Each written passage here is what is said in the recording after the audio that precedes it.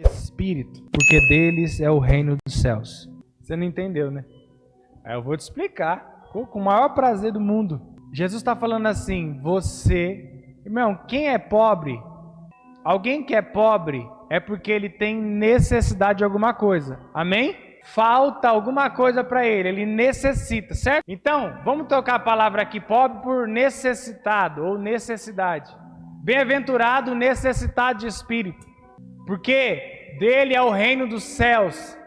Jesus, quando ele veio, irmão, para abolir o pecado, foi para restaurar só uma coisa, a forma como ele queria que o homem vivesse na terra. E ele vai nos chamar como nação santa, povo eleito, adquirido. Mas o que eu acho mais lindo é quando ele chama nós de reis e sacerdote. Está na mesma linha assim, não tem nem vírgula. Reis e sacerdote. Alguém que é cheio de autoridade, um rei. E um sacerdote que serve o povo. Então Jesus nos chama para viver como ele viveu. Ele era o rei eterno, que se esvaziou só para servir. E ele vai dizer assim, eu também vos chamo para isso. Coloco vocês na posição de rei, porque vocês são meu filho. Mas a forma como vocês vão proceder não é como um rei que libera a palavra de decreto e as pessoas servem vocês, é pelo contrário. O seu reinado vai ser um reinado de serviço àqueles que necessitam. O problema em nós é o que acontece aqui, porque todo aquele que é pobre de espírito, ele sente falta de alguma coisa, mas enquanto ele não entender que é só o reino, ou o texto, necessitado de espírito, a única coisa que vai conseguir preencher o espírito do homem é quando ele entra para dentro do reino, é quando ele entende o reino. Senão ele vai continuar sendo um pobre de espírito. Ele vai estar salvo no Senhor, vai congregar numa igreja, vai cantar os louvores, mas ele vai sentir um vazio dentro do espírito dele, não vai entender nada. Só quando ele entender que ele foi chamado para ser um filho que reina em serviço de alguém, é que ele vai ser preenchido. É que a gente entendeu que a gente está aqui para ser servido, mas é pelo contrário. Jesus restaurou para servirmos. Servimos na administração, servimos no sentido do fluir dos dons, como igreja. Joel capítulo 2, se você já leu, ou se nunca leu, leia. Não vou abrir, que a intenção não é dar um ensino aqui não. Mas o capítulo 2 de Joel vai falar a respeito do dízimo também. O que tem a ver isso, Ítalo? Talvez você nunca ouviu isso aqui de ninguém. Mas o D, você sabia o que é que sustenta a economia no mundo? Você sabia, João? Não é a ONU, não, irmão. Não são os grandes milionários, não. Leia lá Joel capítulo 2. Está falando ali a respeito de quando o anticristo vai rejeitar o dízimo, quando os judeus colocarem ele no trono, e aí eles vão pegar o dízimo, porque toda a linha sacerdotal vai ser organizada, o templo vai estar construído, e eles vão pegar o dízimo, Rafa. E antes de entregar o dízimo, o que é que você faz, irmão? O que é que você faz? Você pega ele, por mais menor que seja, pequeno que seja, mais menor nem existe, mas está tudo bem, vamos lá. Você pega no envelope, levanta para o alto, com o coração duro, porque você queria gastar com outra coisa, talvez. Mas aí você faz o quê? Pai, eu te dou graça, eu consagro esse dinheiro a ti, e você começa a declarar que esse dinheiro é do Senhor, e você vai devolver ele. É do mesmo jeitinho que os judeus fazem. E eles voltam todos felizes para entregar para aqueles que eles pensam que é o Messias. E a Bíblia vai dizer assim que ele rejeita. Sabe por quê? Porque ele é o anticristo. E ele não pode receber nada que foi consagrado ao Deus eterno, todo-poderoso. E a Bíblia vai dizer assim, e o mundo entrou num colapso, faltando o trigo nas casas, faltando a cevada. Irmão, quando a Bíblia fala que faltou a cevada, você não entende o sentido disso aqui. Não tem essas pragas de mato que nascem em qualquer lugar? É a cevada, para você entender. Cevada em Israel ninguém planta, ela nasce sozinha assim, ó. Ninguém, até hoje. Se algum dia Deus te levar para lá, você pode perguntar para qualquer historiador ou qualquer judeu lá, pergunta, cevada até hoje ninguém planta. E Jesus disse, eu sou a cevada. Por quê? Porque eles iriam entrar na terra de Canaã já colhendo. E a forma como na Bíblia, quando Jesus faz até uma parábola sobre isso, quando o corte está falando da morte dele, eu sou a cevada. Está falando da morte e ressurreição, o sacrifício de Cristo. E daí, você falou da economia, você nem sabia, mas o que sustenta o mundo, e pode ter certeza e convicção disso, é o seu dízimo. Você nem fazia nem ideia disso. O mundo só não entra em um colapso. Ele está em um colapso, é porque as pessoas perderam o sentido de dizimar. E eu não quero arrancar o teu dinheiro, não quero falar que o diabo vai entrar na tua casa, porque não vai tocar no teu carro, porque não vai fazer queimar o motor da tua geladeira, como um dia você ouviu, não vai fazer nada disso, porque dízimo trata-se sobre gratidão, do quanto eu sou grato ao Senhor. A primeira vez que a palavra dízimo apareceu lá, isso é tudo sobre reino, tá, irmão? Abraão e Melquisedeque, Gênesis capítulo 12, eles vão se encontrar, e o sacerdote do Deus Altíssimo, Melquisedeque, rei de Salém, trouxe pão e vinho. Eles vão fazer uma das ceias ali, e o texto vai dizer assim, e Abraão deu-lhe o dízimo de tudo. Por quê? Por gratidão dele ter apresentado o corpo e o sangue.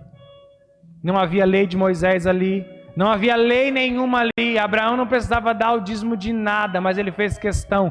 O sentido da dizimar é o quanto eu sou grato ao Senhor. O problema econômico no mundo não está porque alguém está administrando mal. Tem gente administrando mal? Lógico que tem. Mas o maior problema está na falta de gratidão em nós, principalmente em nós. Irmão, tudo que acontece no mundo de ruim é a falta de posicionamento nosso. O amor se esfria. Por causa de quê? A Bíblia diz iniquidade. Iniquidade é somente um pecado que só a igreja comete.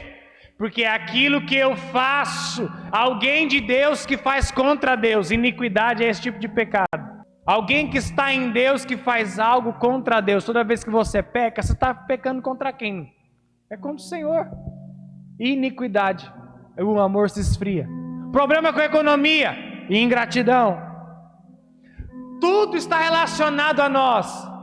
Então Jesus vem dizendo assim, se esvazia. Por que ele está falando de se esvaziar? Porque quanto mais eu me esvazio e você se esvazia, a gente vai começar a ocupar uma posição que Cristo ocupou. E ele disse, eu venci o mundo, eu sou o modelo. Não tem aquela continuação como você aprendeu, e vós também vencereis, porque não existe. Mas se vocês viverem igual eu vivo, vocês vão vencer.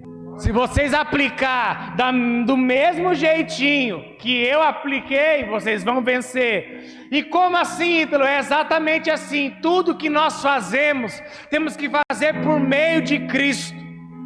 Nada é por nós. O texto disse aqui que o poder dele nos aperfeiçoando, tanto no querer quanto no efetuar. Então ele quer em nós, e ele quer efetuar através de nós. Mas se eu não esvaziar da minha vontade, do meu ego, do meu querer, do meu desejo, do que eu projetei assim, eu fiz assim, conversei com fulano, porque fulano também deu certo. Irmão, sai pra lá, velho. Tudo é por meio de Cristo. Se não fizermos por meio de Cristo, não conseguimos entender o reino. Porque ele mesmo diz que todo aquele que recebe o reino tem que receber o reino dos céus como uma criança. Está falando no sentido de pureza. E não há pureza que não vem por meio de Cristo. Não há santidade que não vem por meio de Cristo. Não há quebrantamento que não vem por meio de Cristo. Não há domínio próprio que não vem por meio de Cristo. Não há realização dos estatutos do Senhor, dos decretos do Senhor, por meio de Cristo. Tudo é por meio dele.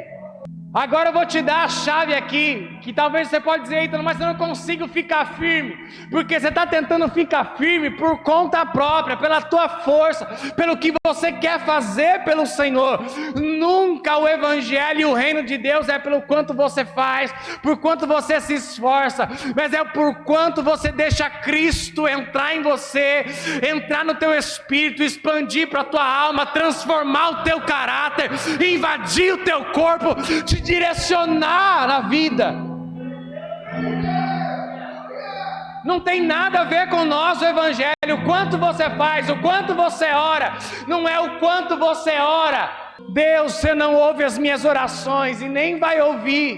Como assim, Ítalo? A Bíblia diz que Ele ouve as suas próprias palavras. Irmão, você quer aprender a orar? Eu já vou te ensinar logo aqui hoje de bandeja, de bônus. Ora a Bíblia. Qual que é a palavra de Deus? Eu pergunto, você responde. Qual que é a palavra de Deus? Se Ele diz que Ele responde a sua própria palavra, e Ele elevou acima dele mesmo a sua palavra para que Ele permanecesse fiel. Deus, existem algumas coisas que Ele não pode alterar. Primeiro, é a palavra dEle. Quando Ele fala, Ele tem que cumprir, porque Ele elevou acima dele a palavra para permanecer fiel. Única coisa maior que Deus é a própria palavra dEle. Então ainda você tem dúvida que Ele vai realizar e efetuar o que Ele disse a teu respeito? Você ainda tem dúvida que Ele quer manifestar o reino dEle através de você? Você ainda tem dúvida que Ele tem o melhor para você? Você ainda tem dúvida que o pensamento dEle, o projeto e o sonho dEle é maior que o seu? Você ainda tem dúvida que Ele diz que nenhuma praga vai te atingir, nenhum mal te vai suceder? Você ainda tem dúvida que Ele diz que tem você na palma das mãos e nada pode te tirar da mão dEle? Você ainda tem dúvida, irmão, que Ele disse que nada no mundo, no universo pode te separar do amor dEle? Nem a morte, nem a vida, nada pode te separar. Se você tem dúvida, eu te convido a passar a crer. Ítalo, eu não sei orar, faz igual eu, que eu não sabia, ficava citando o salmo igual um doido. Pegava o salmo 1 e ficava igual um doido no quarto, porque eu via minha mãe orando, eu entrava em desespero. Meu Deus, não sei falar, não sei nada, não sabia ler. Começava aí, que eu era o pior da leitura na sala. Gaguejava, meu Deus, não entendia a Bíblia porque primeiro gaguejava. Se você não saber ler, vai ficar mais difícil, mas o Senhor pode te ensinar. Ou você com persistência, igual eu. Vou começar a ficar bom com 6 meses de leitura. Eu ficava lá todo dia, sabe ler? Salmo 1. E eu recitava ele como fosse oração. Salmo 2. O Salmo 3 chegou a um ponto que os irmãos falavam: você é doido, você sabe todo o salmo da cabeça. Hoje eu não tenho mais de decor. Eu ficava assim, recitando eles. Bem-aventurado o homem que não se assenta à roda dos escarnecedores, não se detém no caminho dos ímpios, nem se assenta na roda dos escarnecedores. Antes tem o prazer na lei do Senhor e medita nela de dia e de noite. Será plantado como uma árvore junto ao ribeiro de águas. Tudo o que fizer prosperará na sua estação própria. E aí eu ia para o verso do capítulo 2 e pau, e o capítulo 3 e aquilo foi me enchendo de vida e de intimidade. Por quê? Quanto mais você declara as palavras do próprio Deus, mais íntimo você fica dele, porque a palavra dele é vida. Ele disse: as minhas palavras têm vida. Então quanto mais você declara a palavra do Senhor, você ora a própria palavra, você está orando o que Ele quer para você, Deus responderá a própria voz dEle. Irmão, eu te convido a parar de sofrer e entrar para dentro do reino, porque senão você vai ficar com o espírito vazio, não vai entender. Então eu não entendi ainda o reino. Nos primeiros passos, se esvazia, e se esvaziou, para não querer, mesmo sendo Deus, não quis ser igual a Deus. Se tornou homem, se esvaziou de novo, se humilhou. Não quero fazer a minha vontade, porque primeiro, eles são minha criatura, são meus filhos, mas eu ainda enxergo como superiores a mim. É o que Paulo está dizendo aqui: enxergue.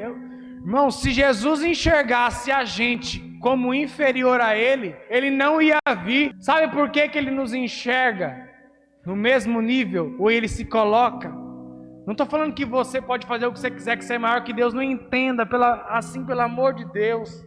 Não quero promover heresia, achar que você é o todo-poderoso, sai fazendo o que você quer. Não é nada disso.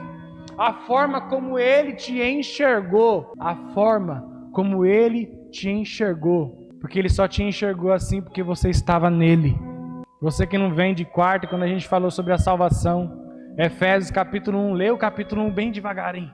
Aí você vai ver que na eternidade você estava dentro de Deus. E aí Ele olhou para dentro dele, viu Cristo, e aí Ele vai criar todas as coisas por meio de Cristo. E você estava em Cristo Jesus ainda na eternidade. Aí os versos vão continuar falando sobre o sacrifício e morte dele. Aí o verso 9 vai dizer assim: porque Ele fez tudo isso para tornar a congregar nele, Cristo Jesus, todas as coisas. O sentido de se esvaziar e se enxergar sempre o seu irmão, o teu amigo, sei lá, as pessoas lá fora superiores a você, é a única forma de você se doar por ele. Porque fazendo assim vai acontecer uma coisa que eu chamo de corpo corporativo. Todas as coisas congregarem em Cristo de novo. É o corpo de Cristo, é assim que funciona. Eu não me enxergo fora do David, eu não me enxergo fora do Lucas, não consigo me enxergar fora do Marco. Se nós começarmos a nos enxergar assim, primeira coisa que vai acontecer, não vai haver unidade. E sem unidade, a glória plena do Senhor não se manifestará. A gente já tem um problema, né, irmão? De placa, porque a placa daqui não se relaciona com a placa dali, que não é nem no sentido de não gostar. Mas só porque é outra placa, não dá, nem, né? Você vê nos montes, irmão, de oração, aí eu quero ficar quase em depressão. É um monte aqui, é outro grupo aqui, é outro grupo aqui. Por quê? Primeiro, sobem lá, ora, não é o mesmo propósito. Eu chamo de corpo, sabe quando dá aquele problema na cabeça, esquizofrenia? Um corpo esquizofrênico. O corpo que o homem monta como igreja aqui na terra, ele é esquizofrênico, porque ele não consegue pensar a mesma coisa. É o seu cérebro falando assim, mexe, e você mexe a perna. Jesus disse que o corpo dele não é assim, porque é ele que é o cabeça. Aí o problema está em Jesus então? Será que é Jesus que está com problema? Se ele é o cabeça, ele é que pensa, que dá os comandos? Ou se somos nós que não estamos entendendo a nossa função como igreja? Então ele não pode aglomerar. Não pode aglomerar, mas pode se ajuntar em propósito. Pode se ajuntar em fé. Pode se ajuntar em oração. Porque se eu entendo que o Lucas está passando por alguma coisa, a Bíblia vai dizer assim, 2 concordarem a respeito, não quer dizer que os dois estão... Irmão, a Bíblia diz 2 concordarem a respeito de algo. Ela não disse que os dois estavam querendo a mesma coisa. Olha só como que isso aqui é simples e profundo. 2 concordarem a respeito de algo. Lucas, você me diz algo que você quer. E aí, eu como entendo meu papel de igreja, o que eu faço? Irmão, vou concordar com você, só ora aí, vamos estar junto. Não é para mim, eu não vou desfrutar daquilo, talvez seja algo para a família dele, mas eu vou me unir a ele e vou falar assim, já era, irmão, tamo junto, é isso aí, bora, eu sou resposta com você, se é isso que o céu precisa para se abrir, bora, João, vamos orar, irmão, não tem nada a ver comigo, não tem nada a ver comigo de o que você quer, mas... a gente não faz nem isso. Até dificuldade de concordar. A gente adquiriu uma síndrome que eu não posso contar o meu sonho. Porque alguém entendeu que José... Tá vendo? José contou. Olha o que virou, irmão. A vida de José, porque ele... né? Pegaram esse gatilho aí. Ó, não conta sonho não. Porque se contar sonho, os irmãos vão vir. Ei, irmão, eu sou irmão seu. Sangue de Jesus tem poder. Me conta que eu quero lá concordar que se é o terreno da tua casa, se é um carro, se é o teu negócio, se é a empresa que Deus tem. A gente também tem que entender isso. Não é você que apresenta uma empresa para Deus, é você que acessa a empresa que Deus tem para você. É a loja que Deus tem, é o negócio que Deus tem, você que acessa isso. Eu entendi, acessei, peguei. Obrigado, Pai, sou filho, tenho meu direito, ponto.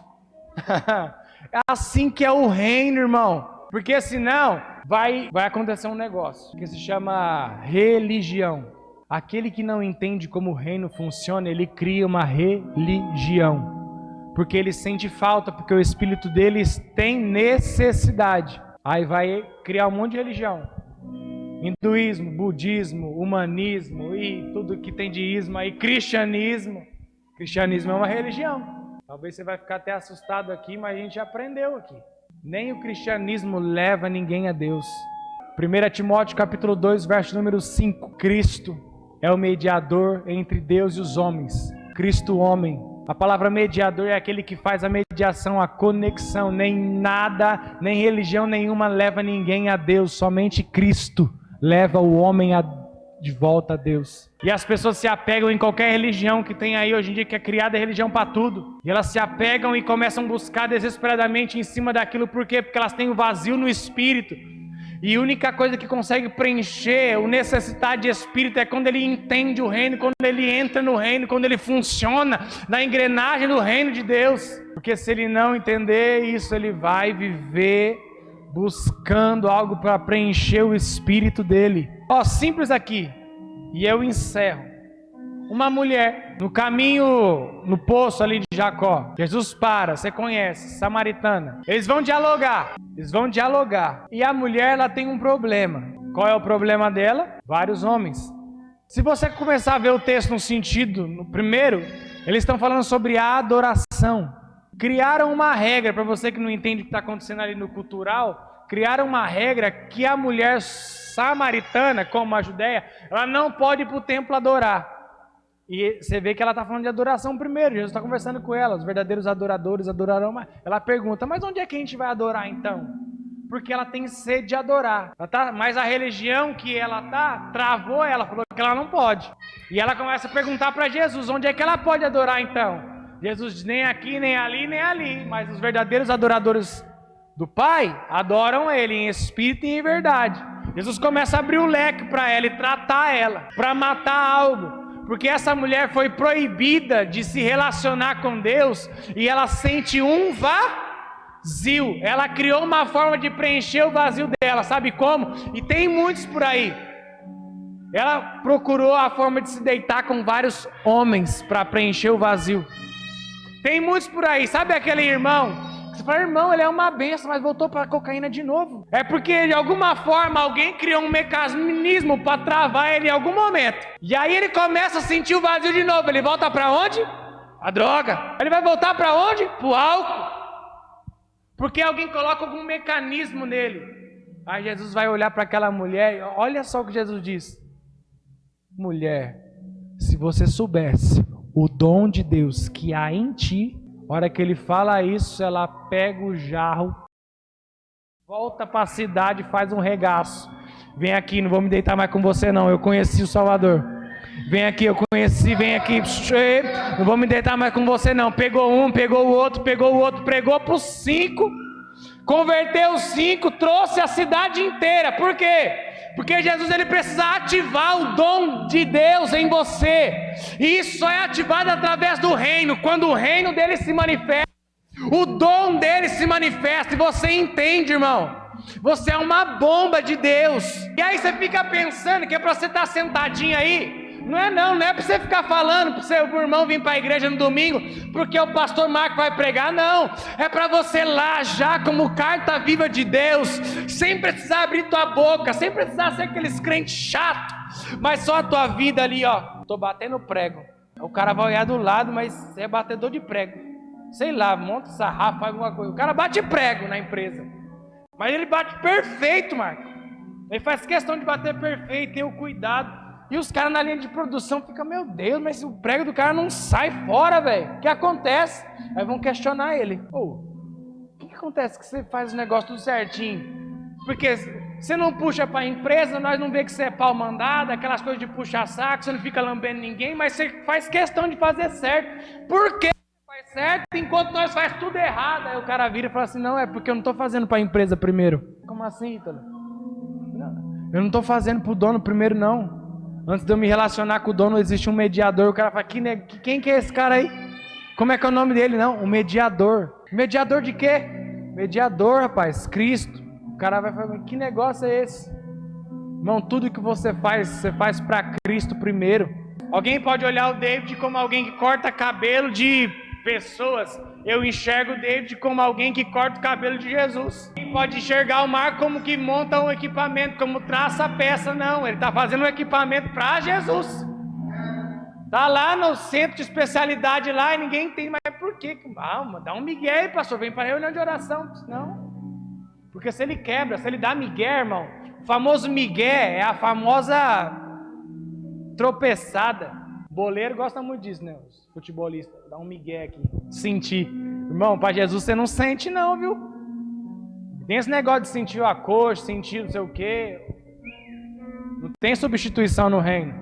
Ou você se manifesta como o reino quer, ou ele diz para você: maldito aquele que põe a mão no arado, olha para trás, não é digno do meu reino. Responsabilidade, eu estou te chamando para responsabilidade. Esse negócio aí, irmão, de ser só ser salvo, fazer o que você quer, é balela. Eu estou te chamando para você ser livre do inferno e entrar para dentro do reino. E quando Jesus vir e falar assim: cadê o meu talento? Se apresentar, ele fala assim: vem, vem, benditos de meu Pai, entra no reino, toma posse da cidade que você foi responsável. O negócio de enterrar talento não vai ser com nós não, irmão. Com aqui não, com nós não vai ser não. Com aqui, com nós não. A gente vai tomar forma de ovelha, vai ouvir a voz dele, vai entender que é ele, vai caminhar em direção a ele, fazer a vontade dele. Não porque a gente é bom, porque a gente não faz porque a gente exerceu por nosso meio, e sim porque ele operou através de nós o que ele quis, e ele efetuou o que ele quis. O segredo de frutificar está aí, está na videira. Ele disse: eu só vou te podar de vez em quando, mas é para que você dê outro fruto, e dê outro fruto, e depois eu podo, você torne a dar mais fruto. Ninguém dá fruto por si próprio, porque por si próprio é aquela famosa história de que está fora da videira e aí só resta fogo. Vamos se esvaziar de nós, caminhar para dentro do reino, entrar, entender. Tenha certeza que você não vai ficar preocupado mais com o que você quer, que quando você entrar no reino vai haver preenchimento no teu espírito. Tem convicção do que você quer, assume responsabilidade como filho e toca o terror na terra. Aleluia. É para isso, irmão. Ele diz: você veio para governar, reinar na terra. Mas como assim? Eu vou tomar conta de tudo? Você vai ser dono de tudo, servindo. Amém? Marcos, Deus abençoe. Em nome de Jesus.